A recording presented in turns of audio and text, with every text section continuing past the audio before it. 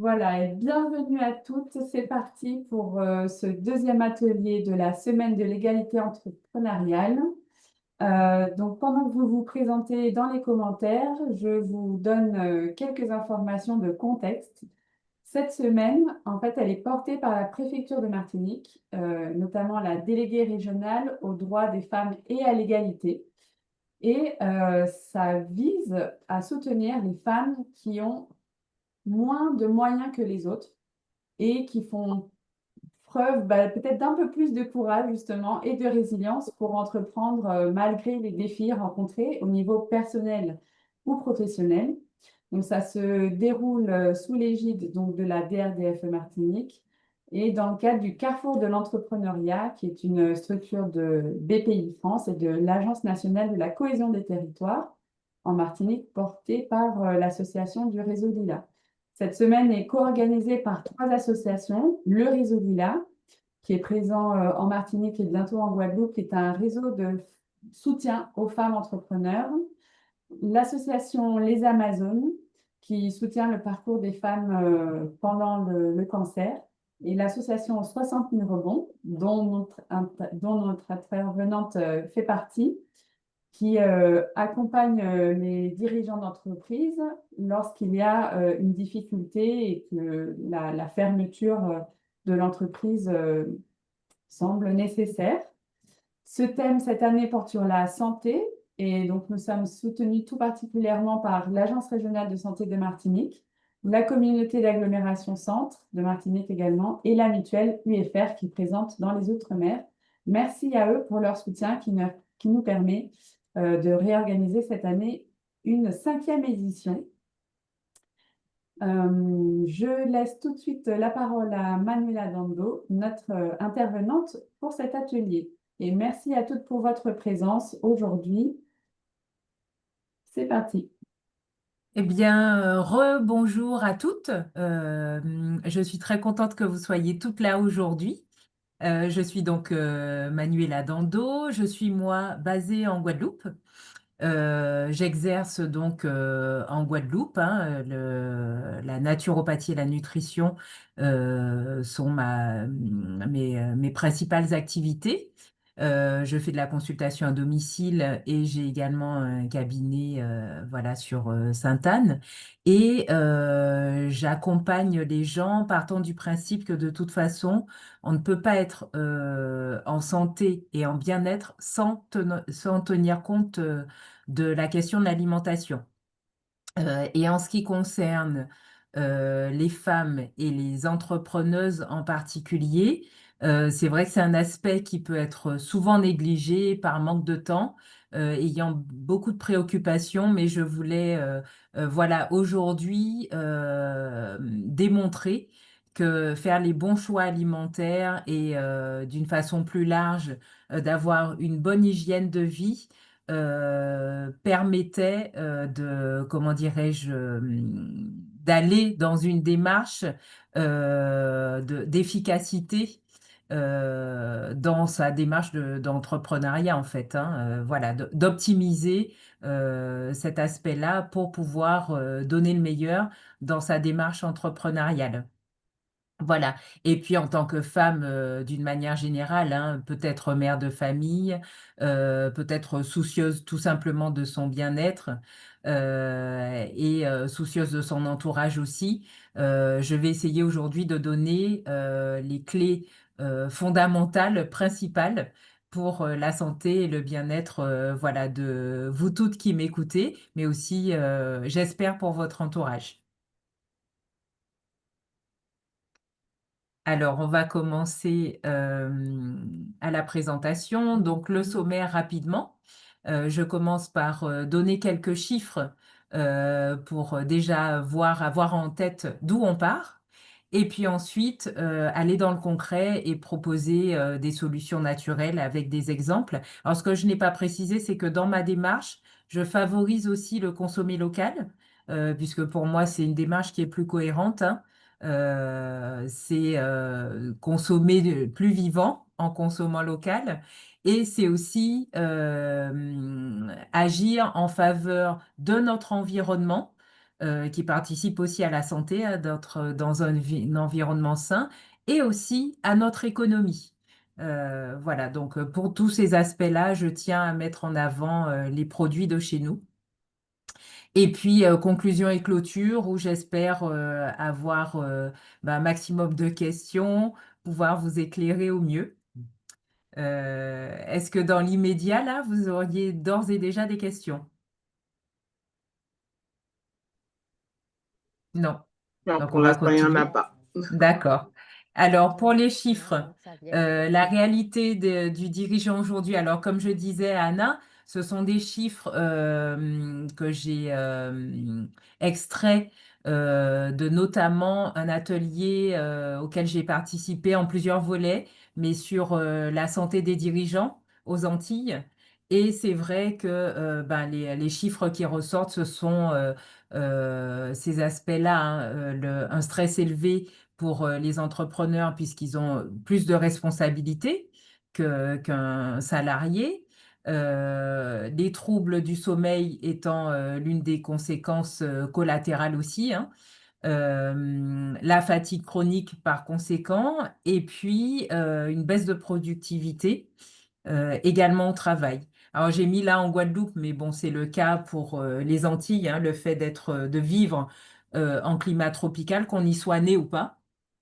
On est soumis quand même à la chaleur et elle aura été particulièrement marquée là, cette année, voire ces 2 dernières années. Donc, qui dit chaleur dit hydratation.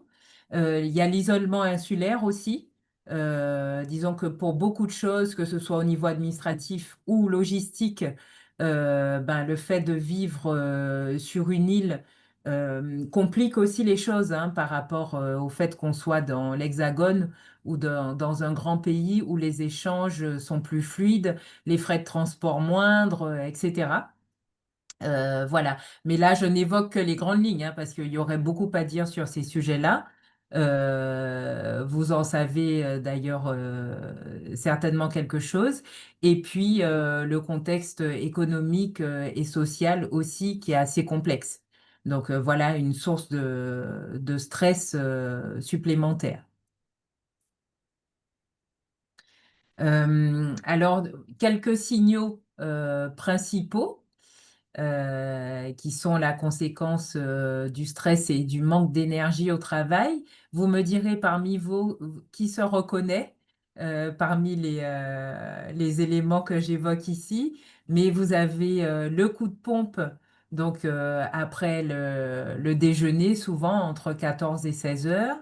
L'irritabilité croissante en fin de journée à mesure que la fatigue augmente, les difficultés de concentration en réunion, les envies compulsives de sucre et de café, les tensions musculaires, notamment nuque et dos, qui sont les principaux récepteurs et réceptacles de notre stress, et les décisions reportées par le manque d'énergie, ce qui fait que la charge mentale augmente à mesure du temps. Et il y en a qui veulent intervenir à ce niveau? On a plusieurs qui te mettent irritabilité, coup de pompe, décision Oui, reportée, tension musculaire, le sucre pour oui. Chris, café Il n'y en a énergisant et qu'une qui est appelée dans le par le sucre. sucre? Ouais, Ça pour m'étonne. l'instant. Pour l'instant, oui. Ok. Donc, ce qui Ah, épuise voilà, l'énergie. les autres arrivent. Ah oui. Oui. Et donc, ce qui épuise le plus dans les énergies, alors il y a le petit déjeuner. Il faut savoir que si on ne prend pas de petit déjeuner, le premier repas de la journée influence notre rapport à la satiété, donc à l'appétit sur la journée, et notre état d'énergie aussi. Donc, les petits déjeuners courants composé de viennoiseries, de pain blanc, de jus industriels, et là ce ne sont que des exemples, vont favoriser un pic de glycémie, donc un boost d'énergie, ils sont quasiment, enfin, ils sont très pauvres en nutriments, voire nutriments inexistants. Donc, ils n'apportent pas à notre corps de quoi fonctionner correctement sur le long terme. Et qui dit pic glycémique dit chute par la suite, donc avec toutes les conséquences que ça a, c'est-à-dire une fringale très marquée, avec un appel urgent de ce qui peut fournir de l'énergie rapidement, c'est-à-dire le sucre et le gras, et puis une irritabilité forcément, voilà, et de la fatigue de surcroît. Et ça va être un cercle vicieux qui peut se répéter sur tout au long de la journée. Vous avez le déjeuner pro classique qui, dans un lieu de restauration, ce qu'on trouve de rapide et de plus commun, ce sont des repas plutôt lourds, en sauce, contenant des fritures, trop de féculents, pas assez de fibres, pas assez de protéines. Donc là aussi, ça va avoir des conséquences qui sont à peu près similaires à celles du petit déjeuner avec le coup de barre au moment de la digestion parce que c'est beaucoup à gérer, c'est beaucoup d'énergie pour le corps que de mettre en branle l'énergie qu'il faut pour assimiler tous ces aliments qui sont très peu nutritifs, apportent peu de vitamines, de minéraux nécessaires au bon fonctionnement de l'organisme. Le café en continu qui, lui, va faire monter le taux de cortisol, qui est l'hormone du stress. Alors, le cortisol est une hormone dont on a besoin, qui est sécrétée naturellement, par exemple, le matin au réveil, pour pouvoir mener les actions de la journée, etc. Mais le consommer du café en continu va maintenir un taux élevé de cortisol, ce qui va faire que ça va aussi maintenir un état de stress, voire d'anxiété tout au long de la journée, fatiguer les reins, puisque ce sont les glandes surrénales qui fabriquent le cortisol. Et ça peut également, il faut le savoir, alimenter un état inflammatoire si on a des faiblesses de terrain, quelles qu'elles soient, hein, que ce soit respiratoire, que ce soit digestif, articulaire, et même dans le cas de la gestion du poids, le cortisol aussi joue un rôle important dans tous ces facteurs-là. La déshydratation chronique, c'est vrai que pour certaines, on a tendance à oublier de s'hydrater. C'est important, hein, il ne faut pas oublier notre corps est constitué de 70% d'eau. Et pour qu'il puisse fonctionner correctement, il faut lui apporter cette hydratation permanente, puisque on la perd et il faut qu'elle soit renouvelée. On la perd à travers la transpiration, à travers les urines, mais aussi à travers la respiration. On ne le voit pas, mais on élimine aussi de la vapeur d'eau à travers la respiration. Et dans notre climat, on est censé être d'autant plus vigilant à notre consommation d'eau. Alors, 1,5 litre d'eau par jour, c'est le minimum, mais je dirais là, sous notre climat, de considérer 2,5 litres comme une moyenne serait une référence, une référence peut-être plus adaptée. Tu as une Voilà. question, Manuela? Oui. Excuse-moi. Il y a Maud qui demande, vous parlez du café, mais qu'en est-il du thé? Et il y a aussi quelqu'un qui pose la question, est-ce qu'il y a une alternative au café? Oui, alors tout dépend dans ce qu'on recherche dans le café. Si c'est le côté réconfortant avec le goût, la chaleur, on fait beaucoup de succédanés de café aujourd'hui qu'on trouve facilement, en tout cas pour ceux qui sont de qualité en magasin bio. Ça va être la chicorée, par exemple, ça peut être le sarrasin torréfié. À l'échelle locale, alors en Guadeloupe, il existe aussi une marque, je ne sais pas si je peux la citer, mais en tout cas, qui fait un simili, un succédané de café à base de pois d'Angole torréfié. Et le goût est assez bluffant, hein, le goût est très similaire à celui du café. Voilà, sans l'effet excitant, puisqu'il ne contient pas de caféine. Et en plus, qui va apporter certains acides aminés qui sont intéressants pour le corps. Pour ce qui est du thé, alors qu'il faut distinguer de la tisane, hein, c'est pas pareil. Le thé, donc il existe les thés noirs, thé vert, thé blanc. Parmi les plus intéressants, il y a le thé vert parce qu'il contient beaucoup d'antioxydants, ce qui serait une chose intéressante pour optimiser le fonctionnement de l'organisme. Mais le thé contient de la théine. Alors, la théine, en fait, c'est un autre nom de la caféine, hein. C'est la même molécule qui aura un effet excitant, mais dans le thé qui en contiendra en moindre quantité. Donc voilà, donc on peut consommer, en général pour le café, on conseille pas plus de 3 tasses par jour et pas au-delà de 15 heures. Pour le thé, on peut en consommer un peu plus, hein, on peut aller jusqu'à 5 tasses. Et puis après, ben, tout dépend du dosage, puisque plus le thé aura infusé et plus il contiendra de la théine. Donc voilà, donc attention quand même au thé. En revanche, les tisanes, et que je recommanderais de faire avec nos remèdes rasiers, sont les solutions idéales. Si on n'aime pas l'eau à proprement parler, d'ailleurs, ça peut être une très bonne alternative que d'aromatiser son eau, qu'elle soit chaude ou froide, en se faisant des infusions de citronnelle, d'atumo, qui sont les plus agréables et celles qui sont appréciées par le plus grand nombre. Si on veut lui donner un petit goût sucré, on peut même se faire une décoction de cannelle en base qu'on boit seul ou associé à l'un de nos remèdes rasiers.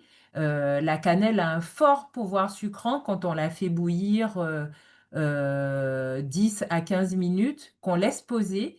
On est vraiment bluffé. Pour celles qui ne l'ont pas encore essayé, si vous voulez avoir un goût sucré sans le sucre, et en plus avec les bienfaits de la cannelle qui a un effet anti-inflammatoire et qui fait baisser le taux de sucre dans le sang de surcroît, c'est une très bonne alternative aussi. Et puis, bon, on peut faire aussi des décoctions de gingembre, par exemple.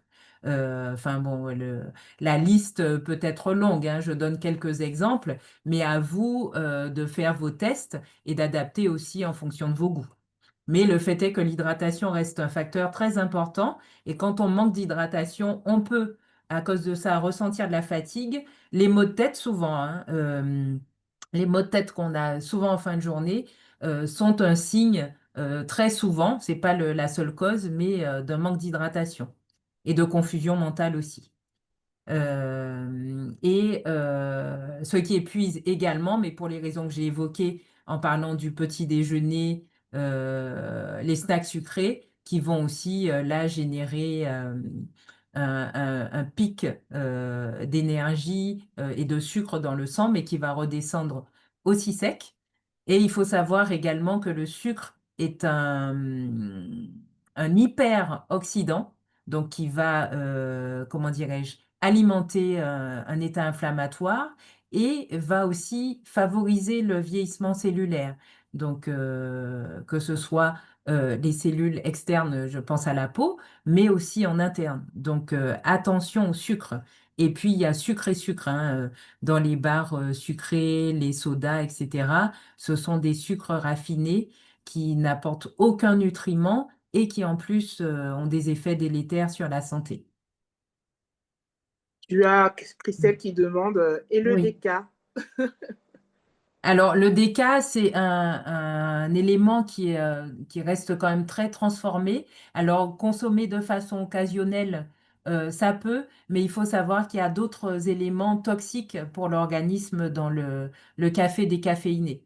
Donc, D'accord. si vraiment on l'apprécie, essayez dans la mesure du possible d'en modérer la consommation. Il y Et a si Chris qui demande. possible, Ah, pardon. pardon? Vas-y. Vas-y, Oui. vas-y.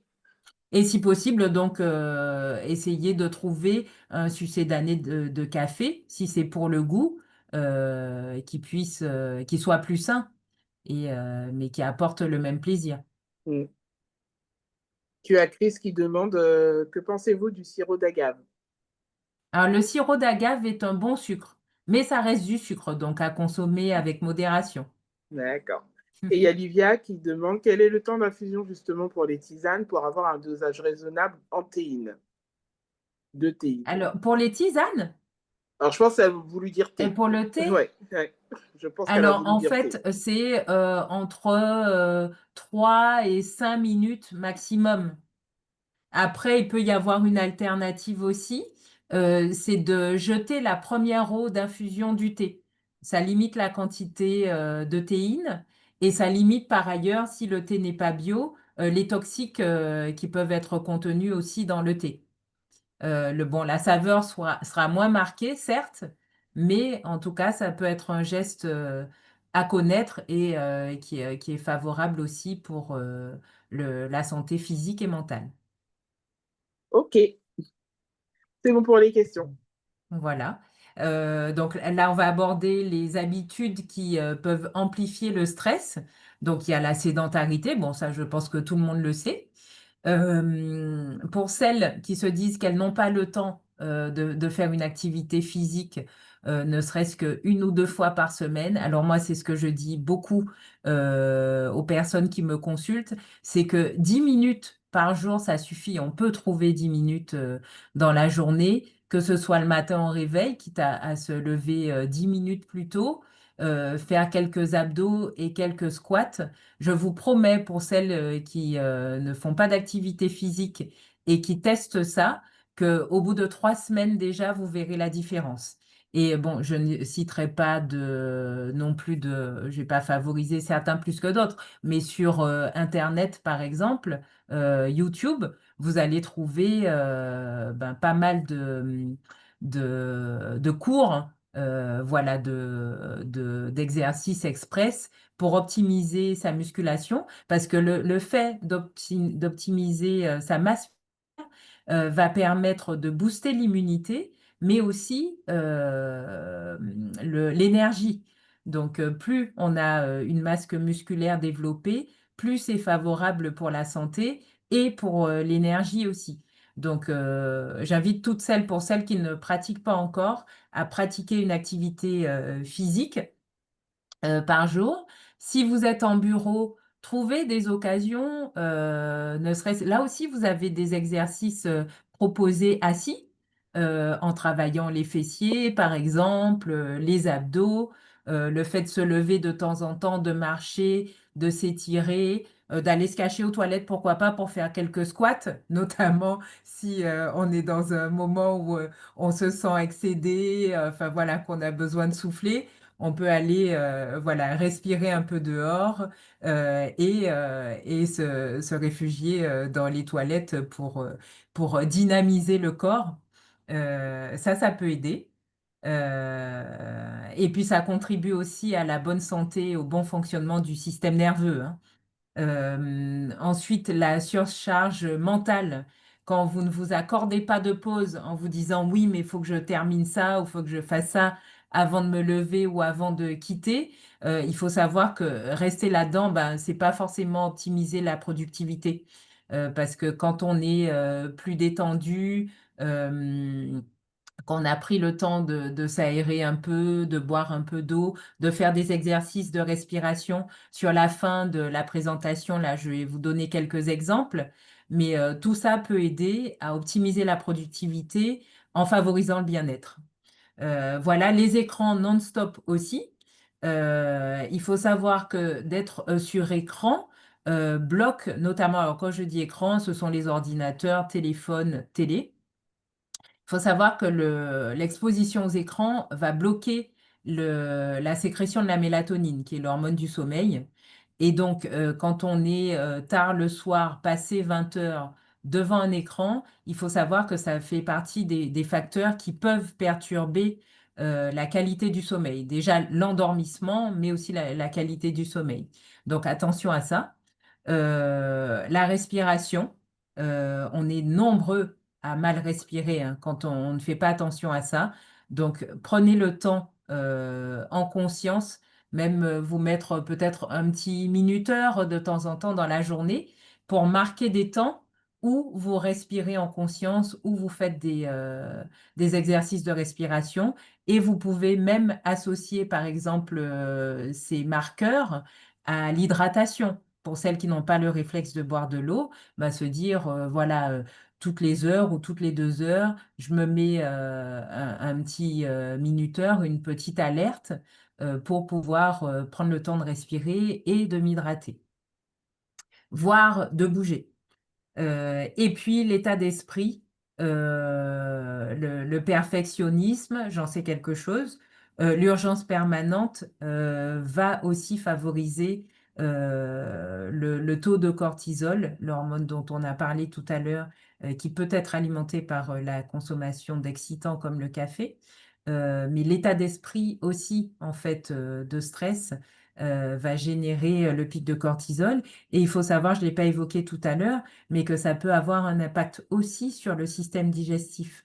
Donc, on a tout à gagner à favoriser ou utiliser les outils qui vont permettre de réguler l'humeur et de favoriser le bien-être.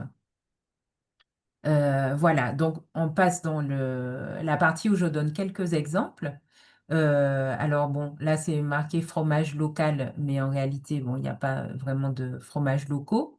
Mais dans les sources de protéines, le matin, et si c'est pas le matin, j'insiste, hein, si vous ne mangez pas le matin, sachez que le premier repas de la journée peut répondre aux mêmes critères pour que ce soit favorable pour la santé.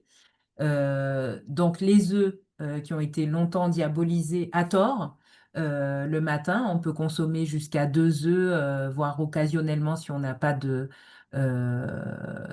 problématiques cardiovasculaires. Et encore, le lien n'a pas été fait directement avec les œufs, mais le fait est que voilà, 2 œufs le matin, par exemple, avec du fromage, idéalement pour préserver le système digestif qu'il soit de brebis ou de chèvre, hein, en évitant le lait de vache qui peut être agressif, entre autres, hein, c'est sur le système digestif, donc à éviter dans la mesure du possible. Du poisson si vous le sentez, hein, mais enfin en tout cas une source de protéines. Il y a d'autres sources de protéines aussi qui sont intéressantes, ce sont les oléagineux, c'est-à-dire les cacahuètes, les amandes, les noisettes, etc.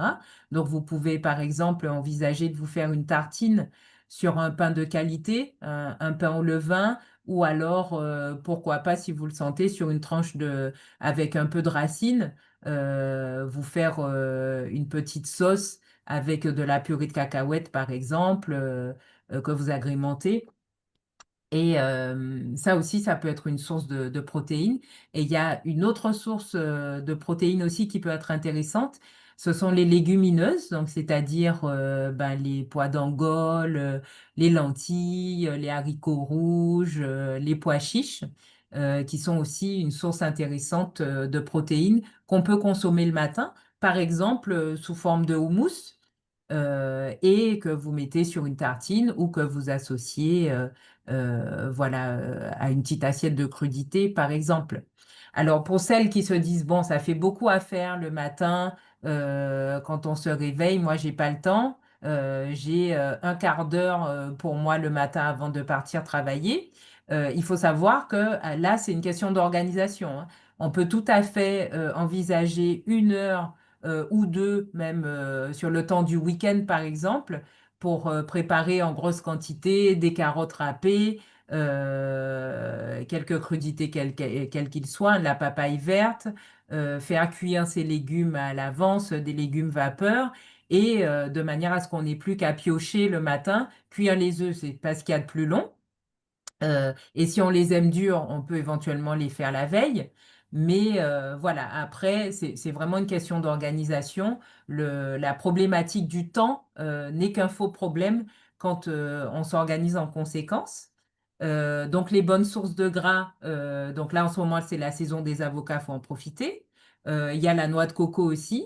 J'ai mis les amandes, mais comme j'ai évoqué tout à l'heure, donc les amandes, les cacahuètes, etc. Enfin, tous les fruits à coque sont des sources de bons gras et donc de protéines aussi, en plus de vitamines, notamment antioxydantes, bonnes pour la peau. Et les glucides lents, j'ai évoqué tout à l'heure les racines, mais ça peut être aussi du fruit à pain, un pain de qualité si on apprécie le pain, de préférence au levain. Voilà.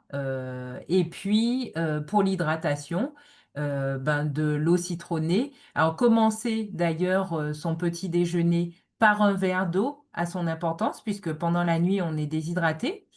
Et le fait de boire de l'eau le matin permet donc la réhydratation au réveil, mais ça permet aussi au système digestif de se remettre en marche en douceur. Donc, de boire de l'eau. Alors là, j'ai mis de l'eau citronnée en exemple, mais là Par aussi, rapport hein, à l'hydratation, oui. excuse-moi Manuela, par rapport Mhm. à l'hydratation, c'est Nadine qui te demande que pensez-vous des comprimés pour l'hydratation vendus en pharmacie? Alors, acheter de l'eau de coco. Parce que les capsules, je sais que c'est très à la mode en ce moment pour apporter une source d'électrolytes. Le fait est que beaucoup de ces produits-là vendus en pharmacie sont de synthèse, donc loin d'être aussi bien assimilés que les sources naturelles. Et notre champion en matière d'hydratation et de source d'électrolytes chez nous, c'est l'eau de coco. Donc D'accord. voilà, donc moi, je conseille de loin de préférer consommer l'eau de coco plutôt que d'acheter ces pastilles, voilà, aromatisées en plus artificiellement, enfin, etc. Il y aurait beaucoup à dire sur la question, mais voilà. Et Il y puis, a, oui, excuse-moi, il y a aussi, c'est Nadine, Nelia, pardon, qui dit qu'elle est plus productive le soir, oui. entre 20h et 2h. Comment pallier à cela? Il faut savoir respecter son rythme, hein. Si c'est vraiment le moment pendant lequel tu es plus productif, après, il faudrait voir si, par rapport à tes habitudes quotidiennes, s'il y a quelque chose qui alimente ça, qui fait que tu te sentes mieux le soir, mais ça peut être aussi dans ta nature. Donc, pour moi, c'est pas une tare. Si tu arrives à t'organiser, à trouver ton équilibre comme ça et à te sentir suffisamment reposé en te couchant après 2 heures du matin, faudrait que tu me dises, mais en soi, c'est pas une tare. Après, si c'est problématique pour toi, oui, il faudrait envisager de revoir certainement quelques habitudes pour caler ton rythme sur quelque chose de, on va dire, plus conventionnel, si ça répond à tes besoins. Mais moi aussi, j'ai tendance à être très productive le soir. Intellectuellement, en tout cas. Physiquement, énergique le matin, mais intellectuellement, le soir, c'est là que je suis la plus productive. Donc après, c'est une question de nature, hein. Mm. Mm. Et donc, Alors, je voulais en revenir. Oui, pardon. non, non, vas-y, vas-y, parce qu'après, tu as des Oui. questions sur le pain complet et le régime sans gluten. Oui, alors je vais y répondre. Je voulais juste, concernant l'hydratation, j'ai mis là l'exemple de l'eau citronnée, mais en fait, là aussi, ça ne correspondra pas à tout le monde. Si on a des fragilités gastriques, l'eau citronnée est à éviter. Mais pour les gens qui ne sont pas dans ce cas-là, l'eau citronnée, ça peut être une bonne alternative parce que c'est une source d'antioxydants et ça va permettre aussi de faire le plein de vitamine C. Enfin, pour beaucoup d'aspects, l'eau citronnée peut être intéressante. Et donc, oui, alors pour les questions de pain, alors, je précisais tout à l'heure pain au levain. Donc, pour la qualité digestive, puisque le levain, lui, va prédigérer les glucides contenus, enfin, de la farine et notamment du gluten s'il s'agit du blé, et faire en sorte que le pain soit plus digeste.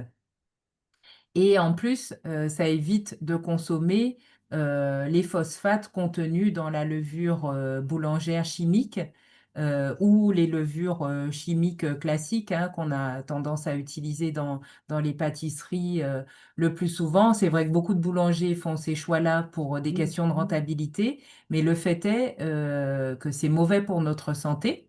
Donc, si on peut éviter et favoriser les pains au levain, il vaut mieux. Après, pour ce qui est de la qualité de la farine, la molécule du blé aujourd'hui, et notamment la protéine qu'elle contient, donc le gluten, n'est plus adaptée à notre système digestif, puisque depuis les années 50, il a été extrêmement transformé. Et même si on ne ressent pas d'effet direct, immédiat et marqué du gluten, il faut savoir que ça provoque toujours une altération de notre système digestif et ça reste un élément qui est pro-inflammatoire.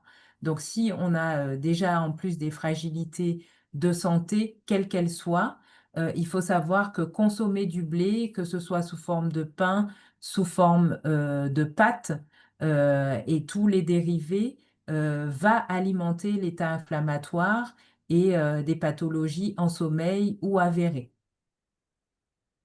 Et par rapport au fait de consommer complet ou pas, le fait d'enrichir sa nourriture, son alimentation de fibres, ça a un intérêt alors et pour la ligne et pour le transit, mais aussi pour la santé parce que les fibres ont la propriété de retenir les toxiques potentiellement contenus dans l'alimentation et de les éliminer directement dans les selles plutôt qu'ils ne se logent dans nos cellules. Donc pour ça aussi, et puis les fibres vont contribuer aussi à la bonne santé de la flore intestinale en alimentant les bonnes bactéries intestinales. Euh, voilà. Donc, et il faut savoir que ben, le fait de consommer des fibres, comme je m'adresse à un public de femmes, va faire partie des facteurs qui contribueront aussi à l'équilibre hormonal.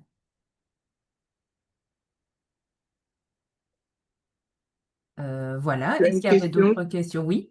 tu as une question sur le lait de coco en conserve. Oui. Est-ce Ben, il faut que regarder la composition.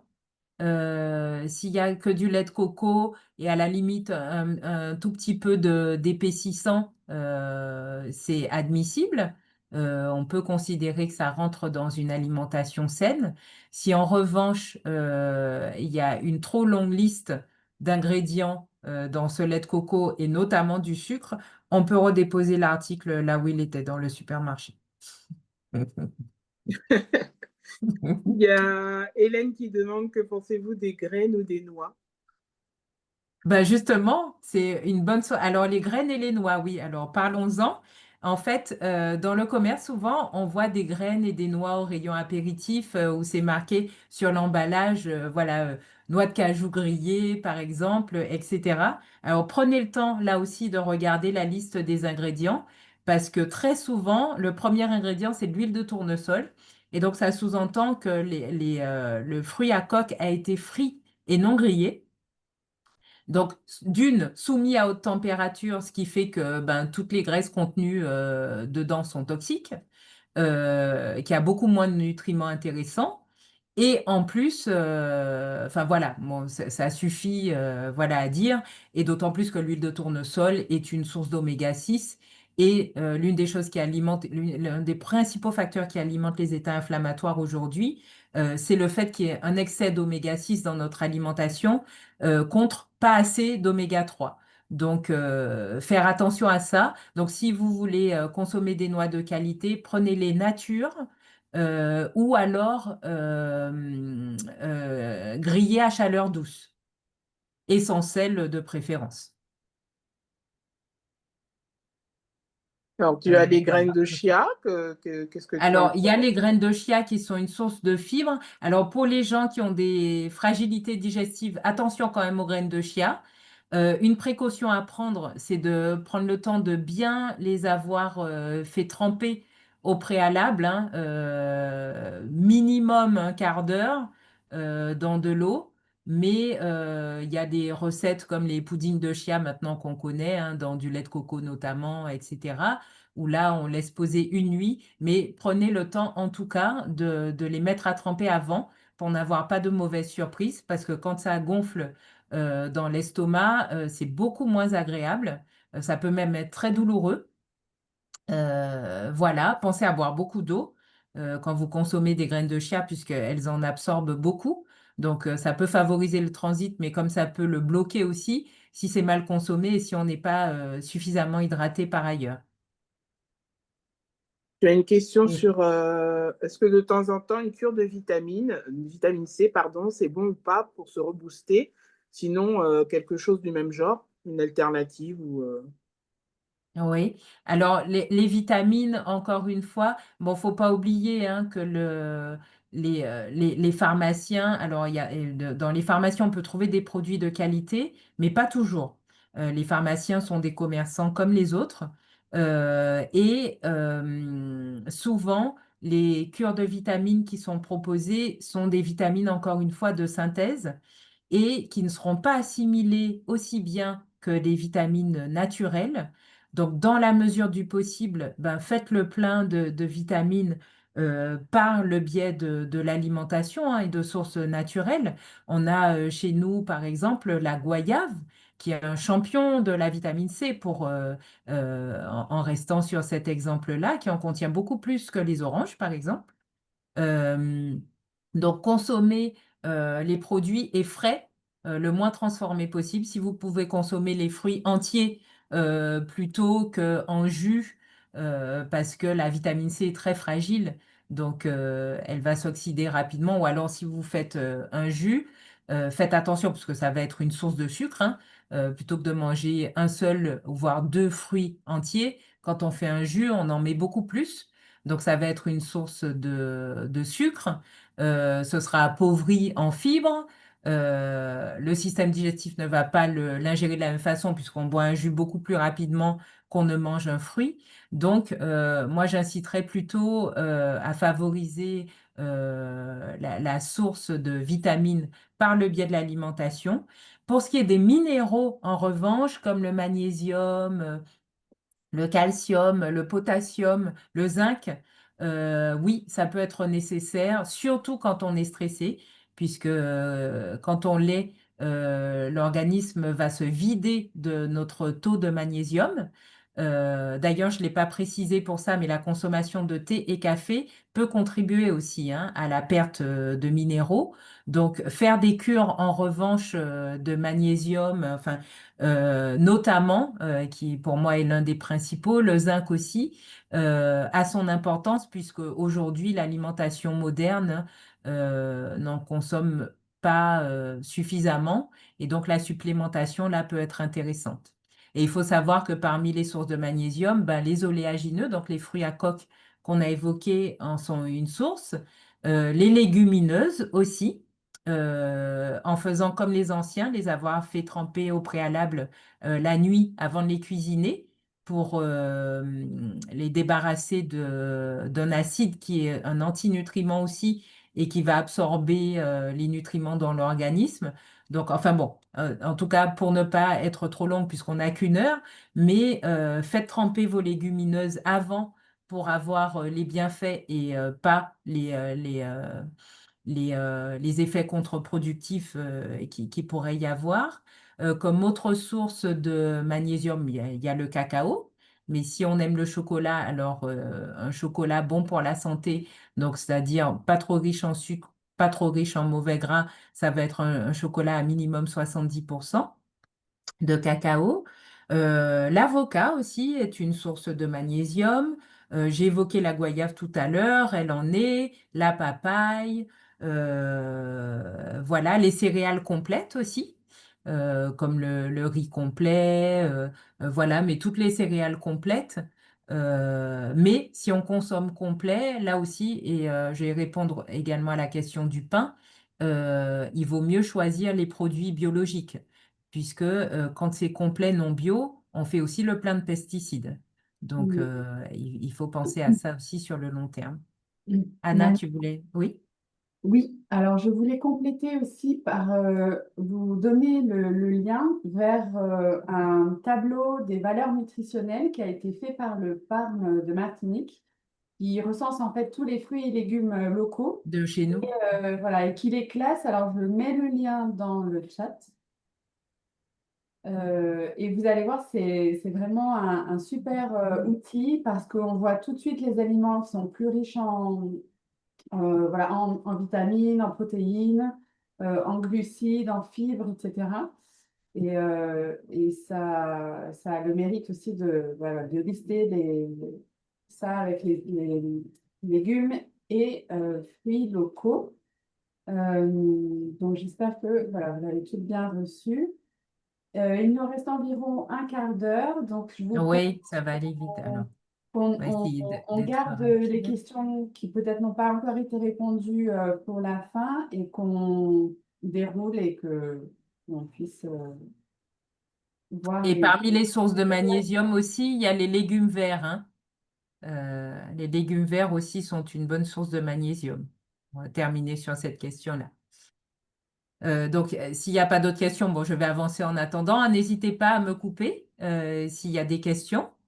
Mais donc, l'assiette équilibrée, ben, notamment pour le déjeuner, mais valable également pour le dîner, hein. Donc, ce sont les légumes locaux, alors Christophine, cantaloupe, concombre, tomates, salade, gombo, etc. Tout ça, ça va être une source d'antioxydants, de bonnes sources de fibres et de vitamines et minéraux, source de protéines, donc ça va être poisson, viande d'une manière générale, les légumineuses comme on l'a vu tout à l'heure, hein, tous les pois.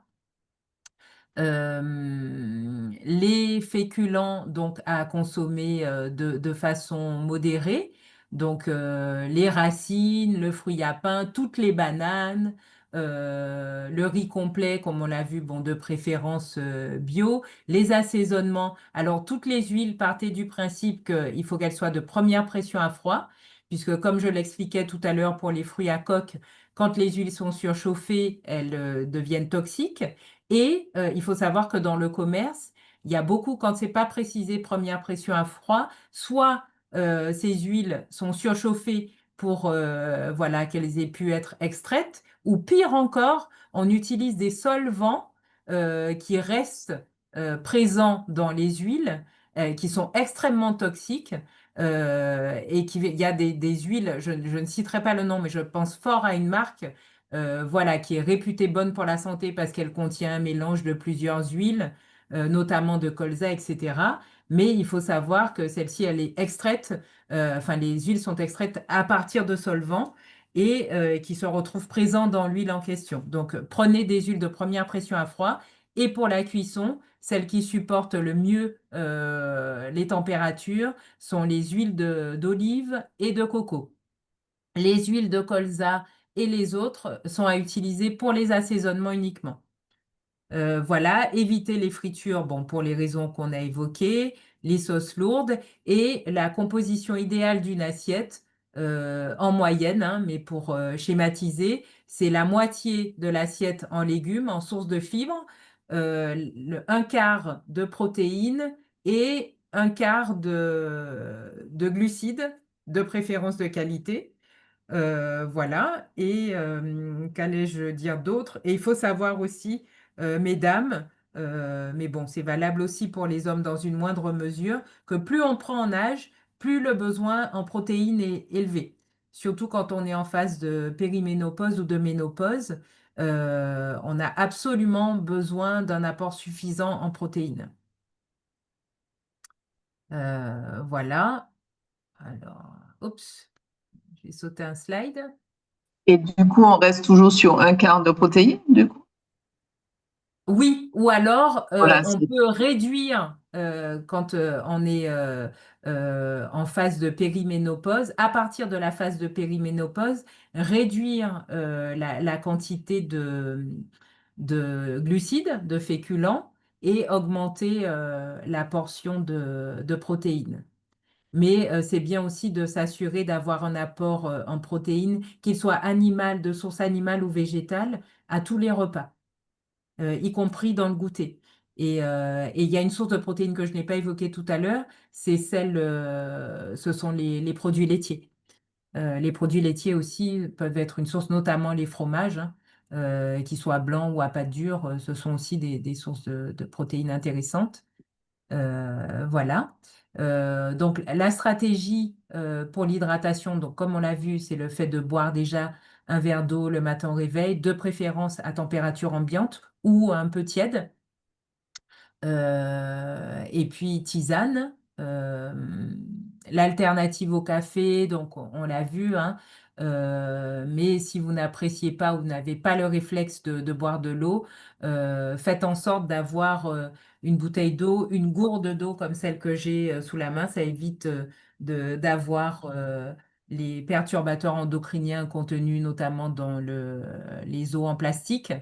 L'idéal, c'est quand même d'avoir filtré l'eau au charbon. C'est le meilleur rapport qualité-prix, plutôt que de consommer l'eau directement issue du robinet ou des eaux minérales en bouteille plastique, qui ont été soumises en plus chez nous beaucoup à la chaleur et donc dont le plastique a quand même transmis pas mal d'éléments toxiques dans l'eau. Voilà, et puis donc avoir son eau sous la main pour s'assurer d'y penser et lui donner un goût si toutefois on n'aime pas particulièrement ça, mais ça peut encourager de la boire que d'avoir fait des infusions, qu'elles soient tièdes ou glacées. Voilà, et puis comme je le disais aussi tout à l'heure, hein, l'eau de coco, si on est en déshydratation, qu'on fait du sport, l'eau de coco est un apport en électrolytes et donc favorisant l'hydratation naturelle, excellent. Donc, on avait déjà vu pour le café. Les encas énergisants, donc une poignée de fruits à coque. Donc là, j'ai mis l'exemple des noix de cajou, mais ça pourrait être autre chose. Un carré de chocolat noir si on aime ça.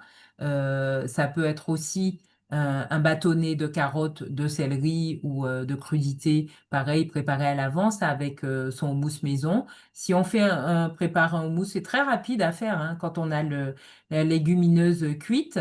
On mixe avec éventuellement un petit peu d'ail si on aime ça, des épices de son choix, du cumin par exemple, ou des graines de bois d'Inde, avec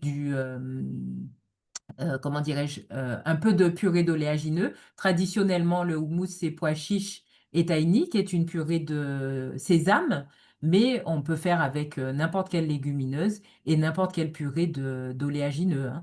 Donc les variantes de houmous sont infinies et c'est excellent et c'est une très bonne source de protéines, de bons gras et je peux vous jurer que ça vous cale parfaitement sans les mauvais effets voilà, d'un encas sucré classique. Voilà, ça peut être une banane et une poignée d'amandes aussi. Alors, il faut savoir que le bon ordre pour éviter le pic glycémique de consommation des aliments, c'est d'abord consommer, si on peut ou s'il y en a dans le repas, les sources de fibres, les sources de protéines, de gras et en tout dernier, la source de glucides. Et je l'évoque là, dans le cas par exemple de l'encas banane poignée d'amandes, bah, l'idéal ce serait de commencer par les amandes et ensuite de terminer par la banane. Et là, on est assuré d'avoir une satiété efficace et durable. Voilà, on peut aussi se faire des smoothies en y mettant des éléments qui soient nutritifs et qui soient un apport et en fibres, et en vitamines, et en minéraux notamment. Et là, on a évoqué tout à l'heure le magnésium, mais l'épinard, par exemple, est une très bonne source de magnésium. La mangue en vitamine D, enfin voilà, je pourrais vous faire la liste de tous les nutriments intéressants et indispensables contenus dans ces aliments-là. Mais le fait de toute façon de consommer des éléments naturels et qui soient le plus brut possible, c'est s'assurer d'apporter à son corps ce dont il a besoin pour optimiser son fonctionnement. Tu parlais d'épinards, ce sont des épinards crus? Oui, cru ou cuit, mais là pour le smoothie, ce serait cru, oui, Ok. mixé avec le reste. Voilà, et donc les aliments riches en nutriments calmants. Donc on l'a vu, les oméga 3, j'expliquais tout à l'heure qu'on était souvent carencé aujourd'hui, hein, puisque dans les aliments, ils sont peu présents. Les sources intéressantes d'oméga 3, ce sont donc les noix, mais les noix de Grenoble, celles qui sont en forme de cerveau, là. Mais vous avez aussi les graines de lin, les graines de sésame. Alors, pour profiter des oméga 3 et des nutriments, des autres nutriments qu'apportent les graines de lin et graines de sésame, il faut savoir qu'il faut les moudre avant. Puisque si on les mange entières, c'est bien pour le transit, mais on n'a pas d'autre profit. Parce qu'elles sortent comme elles sont rentrées dans l'organisme. Donc, il vaut mieux les moudre avant avec un petit moulin à café ou un mixeur. et les garder, par exemple, moudre pas plus, pour plus de 5 jours à l'avance, mais de les garder dans un contenant hermétique au frigo pour les 5 jours qui suivent. Il faut savoir qu'au-delà de ce délai-là, l'oxydation est rapide, hein, les oméga 3 sont fragiles, donc il vaut mieux éviter de les consommer, enfin de préparer plus longtemps à l'avance et de les garder plus longtemps. Les petits poissons gras, alors je dis petits comme les sardines, le maquereau, parce qu'ils seront moins contaminés par les métaux lourds comparativement aux gros poissons. Là, j'ai mis en exemple le thon, mais le thon de façon occasionnelle ou alors si on est assuré qu'il soit de bonne qualité, d'accord, mais pas trop souvent si, pour éviter l'exposition aux métaux lourds. J'ai même pas évoqué le saumon qui à la base, la truite aussi, hein, sont des poissons qui sont de très bonnes sources d'oméga 3, mais il est vrai que ben, quand ils sont d'élevage classique, non biologique, ils sont aussi chargés en pesticides et en métaux lourds comme le mercure, qui est un facteur hautement cancérigène. Donc voilà. Il y a l'huile de colza aussi qui va contenir des oméga 3 et toutes les huiles issues de ce que j'ai évoqué, c'est-à-dire le lin, le sésame, les noix de Grenoble, la caméline aussi qu'on connaît peu, mais qui est une source d'oméga 3. Voilà. Et puis, mais qui sont destinées, celles-ci, les huiles végétales, je le rappelle, à l'assaisonnement uniquement, hein, qui ne sont pas faites pour la cuisson. La vitamine C, donc comme on l'a vu tout à l'heure, hein, la goyave en est une source, mais d'une manière générale, tous les fruits et légumes très colorés sont des sources de vitamine C. Le magnésium, je l'ai évoqué tout à l'heure, donc je ne reviendrai pas là-dessus. Et en vitamines du groupe B, les œufs en contiennent, les légumes verts, les légumineuses aussi. Et il faut savoir, pour la parenthèse, que la spiruline aussi est une source apportant l'essentiel entre autres, des vitamines du groupe B. Mais de faire une cure de spiruline de temps en temps, ça peut être intéressant. D'ailleurs, je profite de cette parenthèse parce que j'ai un public de femmes, mais il faut savoir que les compléments alimentaires qu'on vous vend pour favoriser la pousse des cheveux, etc., ben, en fait, c'est un ensemble de vitamines que vous allez toutes retrouver et minéraux et vous en retrouverez même plus dans la spiruline, mais consommez de la spiruline qui sera moins chère et plus pertinente que les complexes voilà, qu'on peut vous vendre spécial cheveux ou spécial ongles.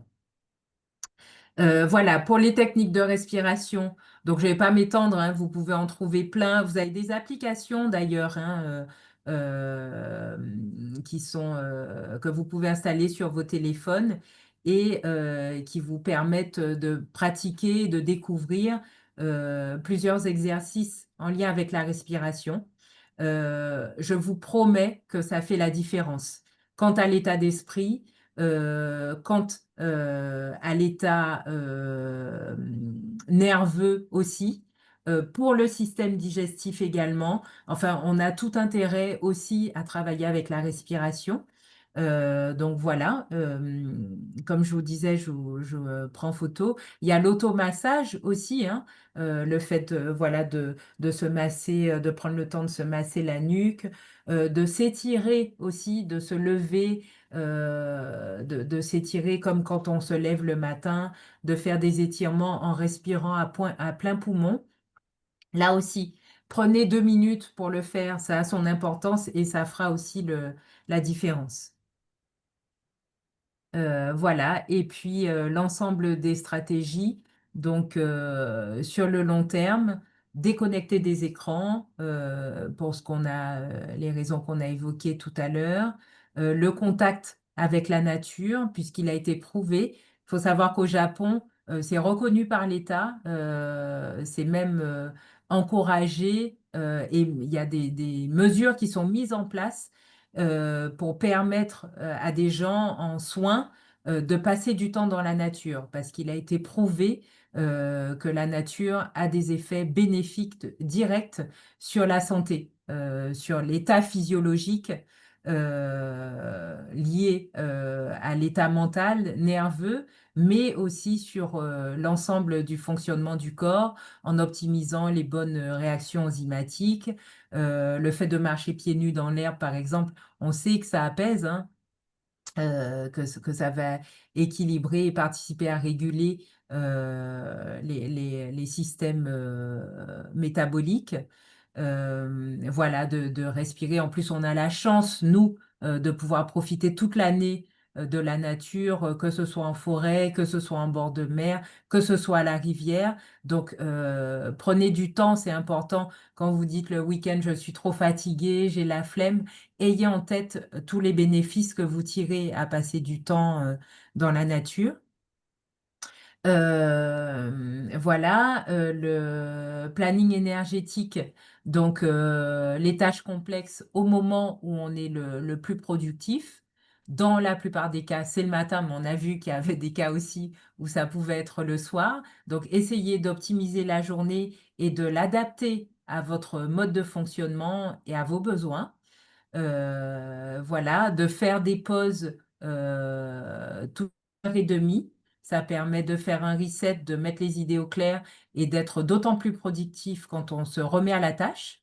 Et puis le mouvement quotidien, hein, là, c'est 30 minutes par jour selon l'OMS, mais si vous faites ne serait-ce que 10 minutes par jour, à défaut de rien, c'est déjà une très bonne chose. Ne renoncez pas à faire une activité physique sous prétexte que vous n'avez pas le temps ou pas envie, parce que quand vous aurez franchi le pas, le plus dur, c'est d'amorcer le changement, mais une fois que vous en aurez, comment dirais-je, que vous aurez profité des bénéfices de ça, je vous promets que vous ne le lâcherez pas et vous en redemanderez certainement. Voilà, et sur les pratiques mentales, alors il faut savoir aussi, mais là aussi, hein, c'est issu d'études prouvées et éprouvées. Le fait de se poser le soir d'une manière générale et de noter ne serait-ce que 3 éléments pour lesquels on est reconnaissant, le fait de pratiquer ça régulièrement, ça permet de changer l'état d'esprit et de changer son regard sur son quotidien et sur les choses. Et là aussi, ça va permettre notamment de réguler le taux de cortisol, éviter les excès. Qu'est-ce qui se passe? Il y a des traits là sur l'écran, je ne sais pas d'où ça vient. Ouais. Mais là, il ne reste plus que 3 minutes et demie. J'essaie de faire vite, mais de pratiquer voilà, la gratitude au quotidien. Ça peut sembler, comment dirais-je, béni oui oui, enfin voilà, issu du monde des bisounours, mais il a été prouvé que ça avait un effet béni et sur l'état mental, la gestion du stress, mais sur l'état de santé en général. La délégation consciente aussi. Donc, n'ayez pas peur de déléguer ou de demander de l'aide aussi. Je sais que pour certaines, ça peut être difficile, mais c'est un geste d'amour que vous faites envers vous et c'est optimiser aussi votre efficacité sur le long terme. Et en plus, de confier des tâches aussi à des personnes qui vous entourent, que ce soit dans le cadre du travail, mais dans la vie familiale aussi, hein, c'est quelque part faire un témoignage de confiance aussi à la personne que vous sollicitez. Donc ça aussi, ça peut avoir son intérêt. Une communication authentique, donc être le plus transparent possible hein, sur ses limites, ses besoins. Quand ça va pas, de le dire. Voilà, quitte à prendre un temps pour pouvoir l'exprimer de façon la plus diplomate possible. Mais c'est important de ne pas garder des choses pour soi, savoir encourager, dire quand on est satisfait, mais aussi faire savoir quand quelque chose ne va pas pour donner une chance de régler le problème et puis de l'extérioriser plutôt que de le garder sur l'estomac.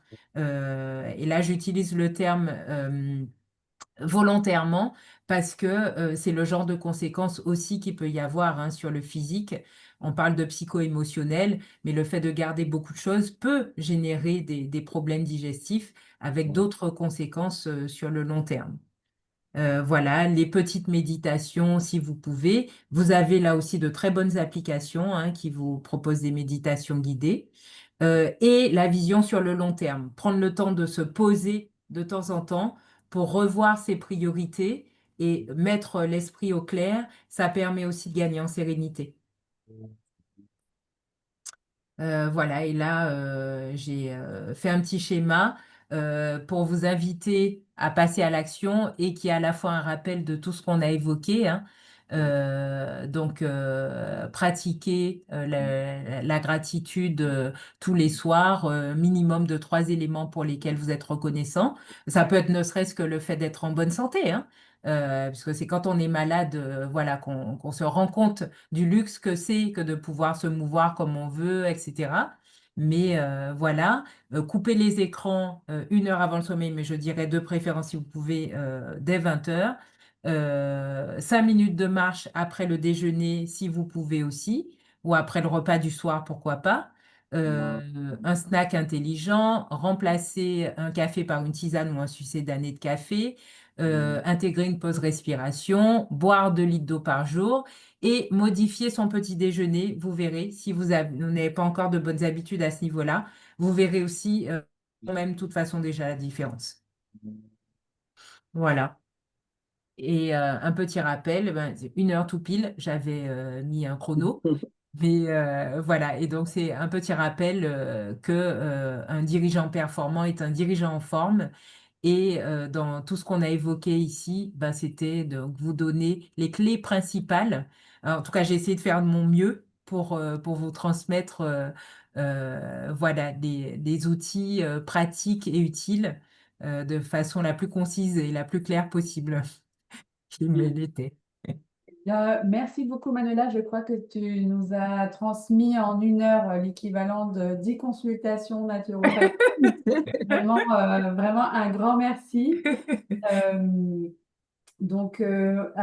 a demandé dans le chat si certaines voulaient qu'on prenne un petit peu plus de temps justement pour d'éventuelles questions-réponses supplémentaires. Donc, si tu as le temps, je crois que certaines souhaiteraient rester pour... Poser des questions pour un échange? Oui, c'est bon pour toi? Oui, oui, moi ça me va. J'avais prévu, j'espérais même. Super. J'ai toujours Eh plaisir à bien, partager. super. Alors, je vais, pour des raisons de longueur de la vidéo, suspendre l'enregistrement, Mhm. remercier toutes les personnes qui se sont connectées aujourd'hui. On espère que vous avez apprécié. Vous allez recevoir entre aujourd'hui et la fin de la semaine un questionnaire de satisfaction et d'évaluation car vos retours et vos commentaires nous permettront de nous améliorer l'année prochaine, mais surtout de convaincre les financeurs qu'il faut poursuivre ce projet. Vos commentaires aussi nous aideront notre argumentaire pour les convaincre que voilà, c'est vraiment pour la bonne cause et que les femmes entrepreneurs ont vraiment besoin du soutien de tout le monde. Euh, Encore merci à tous nos partenaires et notamment la CACEM, la Mutuelle UFR et l'ARS qui ont vraiment soutenu fortement ce projet. Et je vous laisse pour la fin des questions-réponses. Merci. Merci Anna.